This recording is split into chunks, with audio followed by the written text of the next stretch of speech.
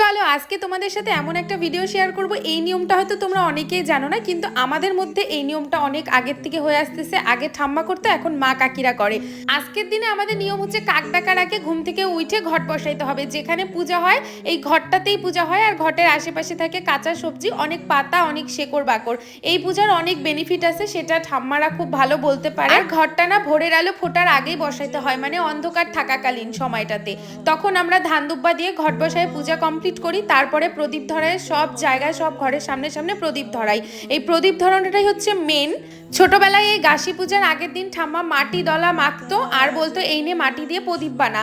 আর ওই মাটির প্রদীপ বানায় শুকাইতে দিতাম, কি যে আনন্দ লাগতো তা আমি বলে বুঝাইতে পারবো। এইবারও মাটির প্রদীপ বানানো হয়েছে, তবে আমি বানাইতে পারি নাই। ছোট কাকি আগের দিন সব জোগাড় করে রাখে। আর এই হচ্ছে মাটির প্রদীপগুলা কাকি বানাইছিল, আর ভাই আর বুনু মিলে সব ঘরের ঘরের সামনে আর গাছের নিচে নিচে প্রদীপগুলা দিয়ে দিবে এখন।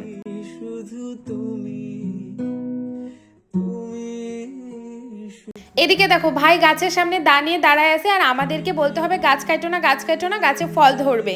এই কথাটা ঠিক কেন বলতে হয় তা ঠিক জানি না, তবে গাছি পূজা কেন করে এটা একটু বলতে পারবো। ঠাম্মা ছোটবেলায় বলতো এই পূজা ভোরবেলায় উঠে করলে নাকি আমাদের শরীরের সমস্ত রোগ ব্যাধি দূর হয়, আর ভোরবেলায় প্রদীপ ধরাইলে ঘরে আলো আসে, অন্ধকার দূর হয়।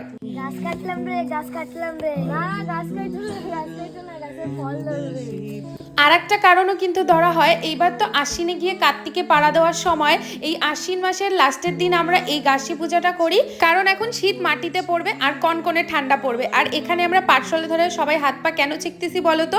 এইটারও একটা সাইন্টিফিক কারণ আছে। কারণ ভোরবেলায় শীতকালের আগে, শীতের শুরুর আগে যদি আমরা হাত পা সেঁকি, তাহলে নাকি হাত পা ফাটে না বা চটচটে হয় না, এটা একটা কারণ। আর এখানে একটা মজার জিনিস দেখো, সবাই পাটশালা নিয়ে বিড়ি ধরাচ্ছে। এইটা করলে নাকি গলার মধ্যে কোনো ঘা বা ঠোঁট ফাটে না। এই ধরনের জিনিসগুলো শীতকালে খুব হয়। এই জিনিসগুলো দূর করার জন্যই কিন্তু মেন এই গাছি পূজাটা করা হয়। তবে অনেকেরই কিন্তু এই গাছি পুজোর নিয়মটা নেই, তাদের আছে আশ্বিনে গিয়ে কার্তিকে খায়, মানে গারোর ডালটা তারা খায়। আর হ্যাঁ, ছোটবেলায় কিন্তু আমরাও গাছি ঠাকুরের সামনে এমনি বই পড়তাম, যেমনটা এখন ভাই আর বুনু পড়তেছে। সবাই ভালো থেকো, সুস্থ থেকো, আবার দেখা হবে, টাটা।